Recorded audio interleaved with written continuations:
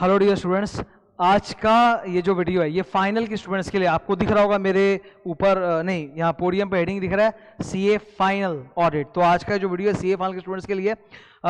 Audit हमारे syllabus में CA final में पेपर नंबर 3 है। ग्रुप 1 में 4 पेपर है। पहला पेपर अकाउंट, दूसरा पेपर एसएफएम, तीसरा ऑडिट और चौथा लॉ। मेरा हमेशा से रिकमेंडेशन है कि ऑडिट में अमेंडमेंट्स नहीं आते, नेग्लिजिबल आते। इनफैक्ट जो कोड ऑन एथिक्स तुम सुन रहे हो, कोड ऑन एथिक्स 2019, वो भी अभी नवंबर 20 के लिए एप्लीकेबल नहीं है और 21 के लिए एप्लीकेबल होगा। वो इंस्टीट्यूट बताएगी तब होगा, अभी नहीं। तो कई स्टूडेंट का ये रहता है कि सर ऑडिट में तो अमेंडमेंट नहीं है, तो मैं ऑडिट पहले पढ़ लूँ, लॉ बाद में पढ़ूंगा। मेरा सजेशन है ऑडिट बाद में, अमेंडमेंट नहीं, उससे नहीं होता। सब्जेक्ट को पढ़ने का मतलब होता है एकदम सब्जेक्ट के अंदर घुस के बस जाना, ताकि फाइनल लेवल के लिए तैयारी और आंसर लिख के आ सके एग्जाम में। अगर एक स्टूडेंट जो जस्ट इंटर पास किया है वो निकलते बैठ के फाइनल का ये ऑडिट पेपर पढ़ेगा, उसको ज्यादा फायदा नहीं मिलेगा, नहीं मिलेगा ज्यादा फायदा। आई एम टेलिंग यू, फाइनल का ऑडिट अगर पढ़ना है तो पहले आप फाइनल का अकाउंट्स खत्म करो, आप फाइनल का लॉ खत्म करो, फिर जाके आप फाइनल के ऑडिट में आओ, तो आपको लेवल में फर्क पता चलेगा। वरना कम दिमाग के साथ बैठ के पढ़ोगे इंटर वाला मानसिकता लेके, तो तुमको लगेगा कि इंटर ऑडिट और फाइनल ऑडिट सेम है। कितने स्टूडेंट ऐसे हैं जो ये समझते हैं इंटर ऑडिट और फाइनल ऑडिट 50% सेम है? ऐसा नहीं है।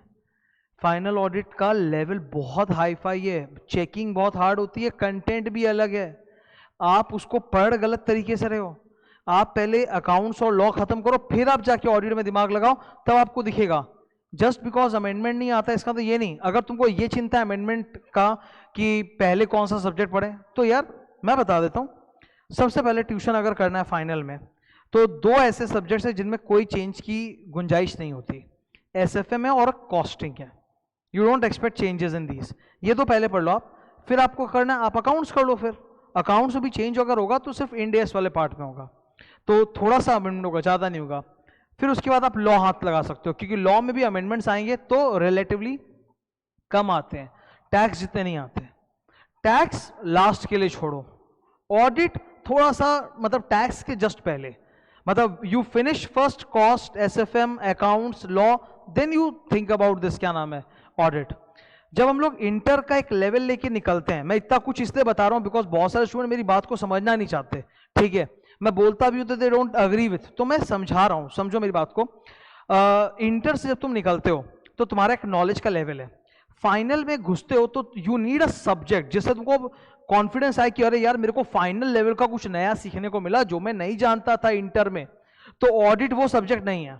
ऑडिट उस तरह का तुमको बिलीफ नहीं देगा, शुरू में नहीं देगा, क्योंकि तुम जानते कम हो तो तुमको दिखता भी कम है। फिर ऑडिट में लिखा सब है पर तुमको दिख नहीं रहा है ढंग से, तुमको लगेगा वो तो इंटर वाला ही सामान है, नहीं है वो।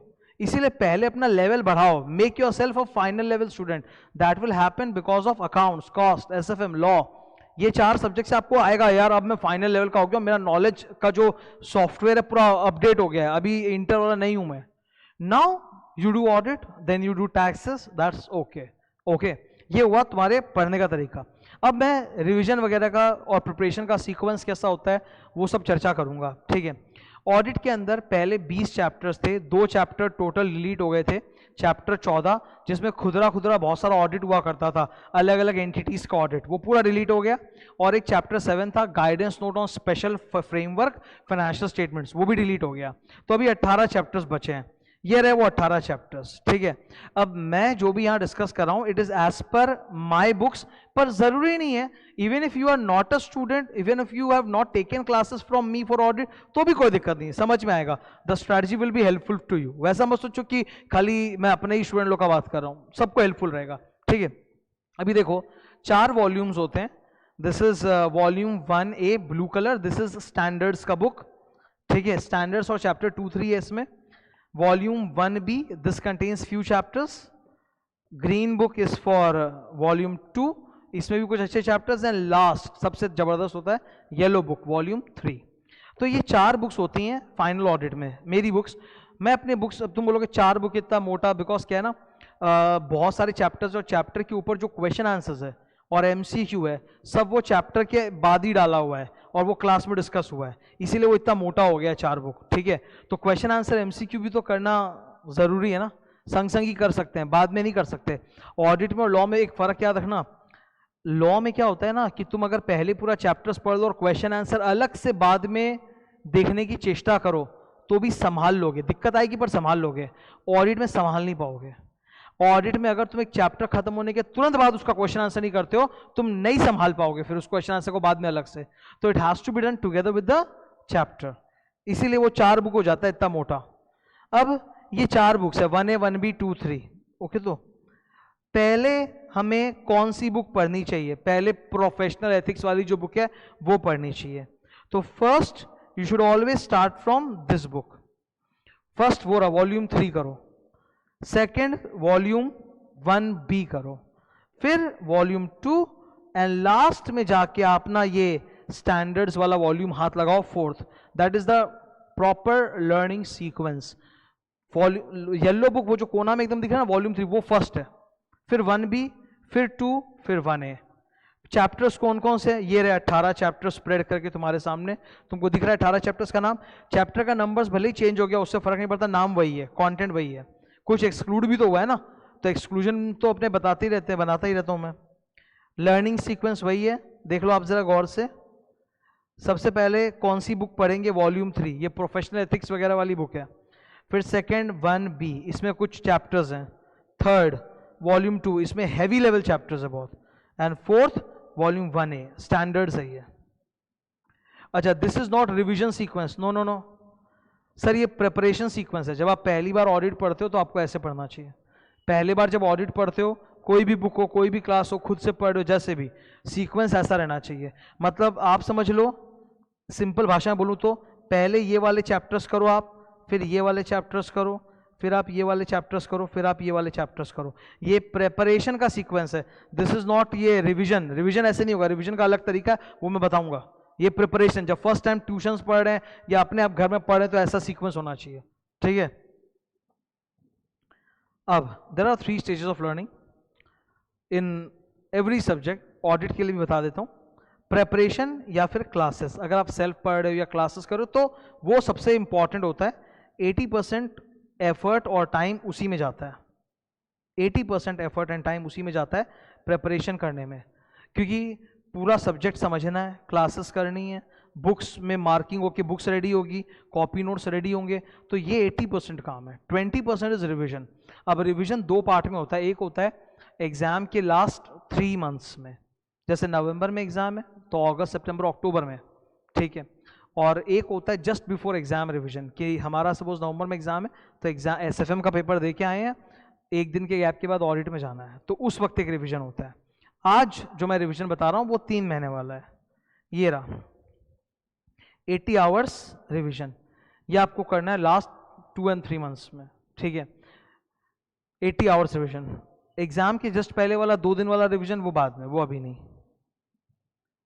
मैं आज की रिवीजन स्ट्रैटेजी में ये सब डिस्कस करूंगा और लास्ट में तुम लोग के लिए एक बहुत ही 2-3 अच्छी चीज़ें हैं वो भी बताऊंगा, ठीक है। ये देखो इधर चार्ट है, ये पूरा चार्ट है CA फाइनल ऑडिट का, देख रहे हो। These are the 18 chapters. इस चार्ट में आपको पूरे 18 चैप्टर्स मिलेंगे। आपको मिलेगा उसका वेटेज एनालिसिस। ये ICI का बताया हुआ वेटेज है कि इसके हिसाब से एग्जाम में क्वेश्चंस आएंगे। ये रिवीजन का सीक्वेंस है, पहले कौन सा चैप्टर पढ़ना चाहिए, कौन सा बाद में। ये रिवीजन टाइम है, कितना टाइम मुझे एक चैप्टर में डिवोट करना चाहिए। मैंने अपने जजमेंट के हिसाब से वहाँ लिखा है कि किसमें कितना कितना टाइम लगना चाहिए। और मेरा जजमेंट तुम मतलब ये मतलब हल्के में नहीं ले सकते, बहुत सोच समझ के मैं लिखता हूँ कोई चीज़, ठीक है। तो डिस्कस करते हैं। सबसे पहले आप देखो ये 1 2 3 4 6, तुम बोलोगे 5 कहाँ गया, 5 नीचे। ये क्योंकि इस तरह से बिकॉज ICI ने इसी तरह से बनाया है। ICI बोलता है कि 1 2 3 4 6 मिलाकर एग्जाम में 25 से 40% आएगा। तो उन्होंने चैप्टर का कॉम्बिनेशन वैसे ही बनाया है, इसलिए मैंने भी ऐसे ही लिखा है। फिर देखो 5 7 8 14, ये 4 चैप्टर्स मिला के 15 to 20% like that. So combinations हैं, ठीक है। ये कॉम्बिनेशन का वेटेज इतना है, ये कॉम्बिनेशन का 15 से 20%, देन 15 से 30%, 10-20% एंड प्रोफेशनल एथिक्स 10 से 15%। ये जो मैं पढ़ा रहा हूँ ना, ये 4 पेजेस के नोट्स हैं, ये देख लो। Once I complete this video with you and I have done all the markings and explained to you, I will put it on my website and share the share the link of these notes with you. So it will be there with you for permanent reference. तुम ये 4 pages download कर लेना मेरे website से, मैं link दे दूंगा नीचे ही, और तुम्हारे पास रहेगा। Whenever you are making your study plan for audit you can follow this, very helpful, I am telling you, very helpful. अब इधर सो सबसे पहले we are going to discuss about weightage. Institute ने 18 chapters को 5 portions में divide कर रखा है, जैसा कि तुमको दिख रहा है, red, blue, green, yellow, red, 5 portions, और वेटेज दिया है, so that is the weightage. Okay, I don't consider this weightage to be very very useful, because अगर उन्होंने हर चैप्टर का वेटेज दिया होता तो ज्यादा बेटर होता। आप ऐसे 5 ब्रॉड कैटेगरी का वेटेज दोगे तो वो मेरे लिए इंपॉर्टेंट नहीं, मैं कोई भी चैप्टर छोड़ के नहीं जा पा रहा हूँ एग्जाम में। अगर अलग अलग चैप्टर का वेटेज देते 18 चैप्टर्स का, और कोई चैप्टर का वेटेज होता suppose 3%, 2%, I would have left that chapter for exam, but वैसा नहीं दिया। हर एक का ही 15-20% है, तो मतलब मेरे को तो पूरा वो पैकेज ही करना पड़ेगा। छोड़ो तो पैकेज छोड़ो, पूरा एक ग्रुप छोड़ो, या करो तो पूरा एक पैकेज करना पड़ेगा, तो नॉट वेरी हेल्पफुल अगर मैं बोलूँ तो। रिविजन टाइम कितना लगेगा? ऑर्डरिंग स्टैंडर्ड्स में जान लगा दो 20 आवर्स चाहिए। अच्छा, व्हेन आई से टाइम ना, तो that includes obviously, I told you in the beginning itself, audit subject में आप क्वेश्चन आंसर अलग से, स्कैनर अलग से कर ही नहीं पाओगे। चैप्टर के संग संग क्वेश्चन आंसर, एमसीक्यू दोनों संग संग रिवाइज करके खत्म करो, तो ये टाइम उसको लेकर है, after considering the question answers and MCQ. Okay, you think about it, audit में मेरी अप्रॉक्सीमेटली 62 क्लासेस होती हैं 3 आवर्स करके, 2.5 to 3 आवर्स, तो रफली तुम समझो 180 to 190, मतलब 200 घंटे के आसपास का लेक्चर है। तो 200 घंटे का लेक्चर मुझे पढ़ाने में समय लगा है क्वेश्चन आंसर के साथ, तो तुमको रिवाइज करने में 80 आवर्स तो लगेगा ना। 80 आवर्स जब करोगे तो एक पूरा स्टैमिना लगा के करोगे, तो पर चैप्टर वाइज ये रिवीजन है। कुछ चैप्टर्स छोटे हैं, वहाँ 1 घंटा 2 घंटा में भी होता है, कुछ मीडियम साइज के 3-4 घंटा, कुछ बहुत बड़ा है जैसे स्टैंडर्ड्स, प्रोफेशनल एथिक्स, तो उनमें टाइम बहुत ज़्यादा है। ये देखो, प्रोफेशनल एथिक्स 10 घंटे का, टैक्स ऑडिट 8 घंटा लगेगा, बिकॉज टैक्स ऑडिट में टैक्स ऑडिट और जीएसटी ऑडिट दोनों है, टाइम लगता है पढ़ने में। तो वो पर चैप्टर एक रिवीजन बनाया है। कभी भी हम लोग स्टडी प्लान बनाने जब बैठते हैं ना, कभी भी स्टडी प्लान, तो सबसे बड़ा टेंशन होता है स्टडी प्लान में कि we are unable to estimate कि कौन से चैप्टर में कितना घंटा लगेगा। वहीं पर ये तुमको बहुत काम आएगा, तुमको दिखेगा कि देखो, आज मैं बहुत एक्सपीरियंस से पढ़ा रहा हूँ, 8.5 साल हो गए हैं, मैंने सबसे पहले ऑडिट ही पढ़ाया था इनफैक्ट फाइनल का, तो इतना मैं पढ़ा रहा हूँ एक समय से कि मैं अगर कुछ बोल रहा हूँ कि you will take this much time, तो एक एक्सपीरियंस है, तो वहाँ तुम्हारे लिए एफर्ट कम हो जाता है। तुमको पता है पहले से कि इस चैप्टर में अगर सर ने बोला कि इतना इतना टाइम लगेगा, तो रफली उसी के आसपास लगेगा, थोड़ा बहुत तो डेविएशन होगा। If I am saying 80 hours, somebody would take 90 और 100 hours, that's okay, that's not a problem, there will be standard deviation, but more or less यही रहेगा timings. And then comes the most important thing, sequence. हर student को जानने में interest होता है कि सर पहले कौन सा चैप्टर पढ़ना चाहिए अपने को, ठीक है, तो वो सीक्वेंस मैंने बनाया है, ये रहा, मैं हाईलाइट कर रहा हूं, एक बार के लिए देख लो, ये रहा sequence. This is not a random sequence, I have thought over it carefully again and again, तब मैं ये सीक्वेंस बना रहा हूं। सबसे पहले अपने को करना चाहिए प्रोफेशनल एथिक्स, एक सिंगल चैप्टर का 10 से 15% वेटेज है, अलग से एक ग्रुप है वो, तो वो फर्स्ट करो, इजी भी है, इंटरेस्टिंग भी है, कॉन्फिडेंस भी आएगा। हालांकि प्रोफेशनल एथिक्स जैसा चैप्टर में ना ऑडिट का फ्लेवर नहीं होता है, मतलब जरा सा भी audit procedure, audit evidence flavour नहीं होता, इट्स टोटली डिफरेंट। इसीलिए तो ये होता है कि जब भी एक फाइनल का स्टूडेंट पहली बार ऑडिट पढ़ता है, तो उसको सब कोई पी एथिक्स पढ़ाना पसंद करते हैं या पी एथिक्स पढ़ना पसंद करते हैं, बिकॉज वो एक्चुअली ऑडिट है ही नहीं, प्रैक्टिसिंग सीएलओ की कहानी है, तो इंटरेस्टिंग तो लगेगी ना, तो डू दैट। वेटेज भी अच्छा है first.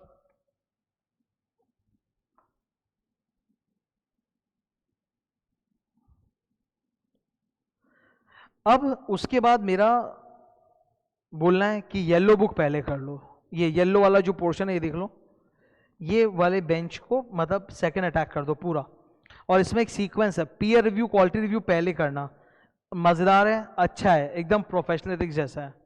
Then you go for due diligence and forensic audit भी ऐड हो चुका है, तो वो भी बहुत अच्छा लगेगा, अच्छा मतलब ठीक ठीक मजा आएगा।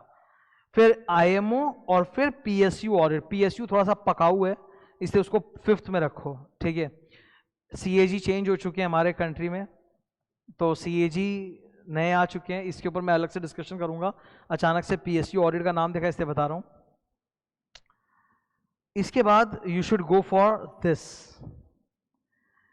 ये वो चैप्टर्स हैं ग्रीन कलर में जो तुमको इमीडिएटली तुम्हारे फाइनल में होने का एहसास दिलाएंगे कि फाइनल लेवल के चैप्टर है। Bank audit, NBFC audit, tax audit, insurance audit. Bank audit जो इंटर में होता है वो हल्के लेवल का होता है, फाइनल का बहुत भारी लेवल का है। तो ये एकदम फाइनल के हार्डकोर चैप्टर्स हैं, 30% तक का वेटेज है, वेरी इंपॉर्टेंट। टैक्स और इंश्योरेंस ऑडिट के ना 4 वीडियोस हैं मेरे, 4 लेक्चर्स, वो यूट्यूब में डाले हुए हैं। टैक्स ऑडिट के भी 3 लेक्चर डल चुके हैं और डलते जाएंगे, ठीक है। तो ये तो यूट्यूब पे आता ही रहेगा। Next you should go for ऊपर स्टैंडर्ड्स वाला पोर्शन। अच्छा, बहुत सारे स्टूडेंट क्या करते हैं, स्टैंडर्ड्स तो कर लेते हैं पर ये चैप्टर 2 और 3 छोड़ देते हैं। सर ये बहुत इंपॉर्टेंट है, इस पर क्वेश्चन रहता है, तो चैप्टर 2, 3 भी स्टैंडर्ड के संग पक्का कर लेना, ओके। एंड देन लास्ट आप इस बंच को अटैक करो तो बेटर रहेगा, बिकॉज ये हल्का फुल्का बंच है थोड़ा, ओके। तो that is your revision sequence. तो इस सिंगल चार्ट से हमको क्या क्या पता चलता है, weightage, revision sequence and estimated time for पर चैप्टर। अब रिवीजन स्ट्रैटेजी वगैरह के बारे में बता रहा हूं। इधर ये है तुम्हारा रिवीजन स्ट्रैटेजी। ऑडिट में बेस्ट अप्रोच होता है डेली 2 घंटा। इंटर वालों को भी मैं यही बोलता हूं, फाइनल को भी यही बोलता हूं। ऑडिट में एकदम नियम बना लो, whatever is your study pattern. कुछ लोगों का स्टडी पैटर्न नाइट का होता है, कुछ लोगों का मॉर्निंग का होता है। तुम्हारे स्टडी पैटर्न का, स्टडी स्लॉट का जो पहला स्लॉट है, that should be audit. 2 hours उठाओ, एकदम हार्डकोर हाई कॉन्सेंट्रेशन से पढ़ो, 40 days kill it. Language you have to stick to book language. Audit में मार्क्स बहुत कम आते हैं, बहुत कम आते हैं, बिकॉज फाइनल ऑडिट में जब तक उनको पूरा बुक से मैचिंग लैंग्वेज नहीं मिलता ना, they don't give marks to you. तो you have to read it again and again and again and again. In fact एक मैं एक्स्ट्रा एडवाइस दूंगा, हो सके तो जो लोग खास तौर पे सिर्फ ग्रुप 1 दे रहे हैं, तुम 80 आवर्स का ये जो एक रिवीजन है ना, ये 2 बार कर लो। Do it 2 times, 2 times 80 hours का रिवीजन लगा दो, देखना तुम्हारा लेवल और हो जाएगा अलग ही। डेली 2 आवर्स हाई कॉन्सेंट्रेशन का डिवोट करो, बार बार रीड करो, लैंग्वेज को अंदर सीप करने दो, तो अपने आप ही ओन लैंग्वेज भी वैसा ही निकलेगा, ठीक है। Language matters a lot in audit subject. जो लोग इंटर में अच्छा कर लेते हैं उनके लिए इजी होता है, जो इंटर में नहीं करते उनको फाइनल में मेहनत करने की ज़रूरत है। आईसीएआई ने स्पेशली ऑडिट के लिए एक बहुत बढ़िया रिवीजन रेफरेंसर बनाया है, 67 पेजेस का है, आईसीएआई ने बनाया है। उसका लिंक ये रहा तुम्हारे सामने, 67 पेजेस का फुल ऑडिट रिवीजन रेफरेंसर है, तो you can use that, good one. Question answers तो बोला ना मैंने, चैप्टर के साथ कर लो। इंटीग्रेटेड एमसीक्यू नवंबर के आरटीपी में जब आएगा ना, I will take a class on that and I also put it, तो उससे तुम्हारा इंटीग्रेटेड एमसीक्यू भी तैयार हो जाएगा। ज़्यादा चांसेस तो है कि इंटीग्रेटेड एमसीक्यू प्रोफेशनल एथिक्स या स्टैंडर्ड्स ऑन ऑडिटिंग से आएंगे, ज़्यादा चांसेस है। अमेंडमेंट्स फिलहाल for November 20 exam there are no amendments. नवंबर 20 के लिए कोई अमेंडमेंट नहीं, कारो वही का वही रहेगा। 2021 में we are expecting an amendment, that is code of ethics. Code of ethics 2019 आया था and it was suppose to apply from 1 April 2020, but बीच में ये कोरोना हो गया, तो आईसीएआई ने उसको पुश कर दिया है। नवंबर 20 एग्जाम के लिए कोड ऑन एथिक्स 2019 का चेंजेस वगैरह कुछ भी रेलेवेंट नहीं है। 2021 में भी रेलेवेंट होगा कि नहीं, it's hard to comment now, we have to wait for January. जब जनवरी में हम लोग खड़े होंगे ना, जनवरी 2021 में, तो आईसीएआई का अनाउंसमेंट आएगा, उससे पता चलेगा कि हम लोग को 2021 में जो एग्जाम्स होंगे, मई 21 या नवंबर 21, उसमें हम लोग को कारो 16 पढ़ना है कि कारो 20, तब देखा जाएगा। वैसे ही कोड ऑफ एथिक्स 19 भी पढ़ना है कि नहीं, वो तब पता चलेगा। तो we have to wait for January, उसके ऊपर अभी कुछ भी बोलना इम्पॉसिबल है। फॉर फिलहाल इतना बोल सकता हूँ, तुम जो भी टर्म में दे रहे हो चाहे नवंबर 20, चाहे मई 21, चाहे नवंबर 21, तुम सबके लिए अभी फिलहाल जैसा पढ़ रहे हो ऑडिट, वैसा आराम से पढ़ सकते हो, कोई दिक्कत नहीं है। चेंजेस एकदम ना के बराबर होते हैं, ठीक है। टैक्स में चेंजेस आ सकते हैं, टैक्स ऑडिट में। एनबीएफसी ऑडिट में भी एकदम हल्का फुल्का चेंज होता है, विच इज हार्डली रेलेवेंट, उतना कुछ नहीं। मेन कारो और कोड ऑन एथिक्स ही है जिसके ऊपर हम लोग को वेट करना पड़ेगा। इंपॉर्टेंट टॉपिक्स ऑडिट के मैं रिवीजन में डालते रहता हूँ और भी आते जाएंगे, देखना टाइम के साथ साथ। अब ये लास्ट मेरे एक बहुत अच्छा सुंदर चीज मैंने बनाया था, ऑडिट महामंत्रास। एग्जाम में हम लोगों को बहुत सारे केस स्टडीज पूछे जाते हैं ना ऑडिट में, कि as an auditor how will you approach in the following situation. तो ये 8 डिफरेंट टाइप्स ऑफ सिचुएशंस है और उनका रिस्पॉन्स है, ये बहुत हेल्पफुल है। ये single half page diagram it will help you in answering a lot of case studies जो ऑडिटर से पूछा जाता है। तो ये तो महा इंपॉर्टेंट है, ये पहले भी बताया हूँ, आज एक बार फिर देख लो, ये इसी में, ठीक है। सो ये जो अभी अपना ये रिवीजन हुआ, रिवीजन स्ट्रैटेजी के बारे में डिस्कशन हुआ, इसके ये नोट्स जो आप देख रहे हो 4 pages, I will be putting the link of this in the video, तो it will be very helpful. देखो it takes a lot of time, final audit का जो रिवीजन तुमको लग रहा होगा, ये जो 4 पेजेस को बनाने में बहुत टाइम लगता है, बहुत माइंड लगता है। प्लानिंग सही होगी ना, एग्जीक्यूशन बहुत आराम से होगा, बहुत आराम से। अगर तुम प्लान ही गलत बनाओगे ना ऑडिट को लेके, तो तुम्हारा एग्जीक्यूशन गड़बड़ हो जाएगा बीच में। और ग्रुप 1 में एक ही सब्जेक्ट ऐसा है जो सबसे ज्यादा दुख दे सकता है या फेल करा सकता है, और वो है ऑडिट। तो प्लीज प्लानिंग सही बनानी जरूरी है। तो मैंने बहुत मेहनत करके ये प्लान ड्राफ्ट किया है, काफी हेल्प करेगा तुमको जब तुम अपना स्टडी प्लान बनाओगे। You can be flexible, obviously you can change few things, ठीक है, but by and large it will help you a lot. Okay, thank you. अच्छा, और एक हाँ इंपॉर्टेंट चीज है, एक और इंपॉर्टेंट चीज मैं बताना रह गया था अभी। ये फाइनल ऑडिट में कितने स्टैंडर्ड्स हैं? 36। फाइनल ऑडिट में 36 स्टैंडर्ड्स हैं। तो 36 स्टैंडर्ड्स का एक कॉम्पैक्ट बुक है, वो मैं बहुत जल्दी गूगल ड्राइव पे डाल दूंगा और उसका लिंक भी यूट्यूब पे बता के शेयर कर दूंगा। तो वो क्योंकि कॉम्पैक्ट बुक ना बहुत मोटा होता है, मेरे वेबसाइट में डलता नहीं है, वो अटक जाता है, तो I will put it on Google drive and share the link with you. इसका कॉम्पैक्ट बुक, स्टैंडर्ड्स का एक कॉम्पैक्ट बुक बनाऊंगा और मैं डाल दूंगा, ठीक है ना। तो बहुत जन मेरे से मांग रहे थे स्टैंडर्ड्स का कॉम्पैक्ट बुक, तो give me some time, I will do it. Okay, touch में बने रहो यूट्यूब पे, तुमको मिल जाएगा। Thank you.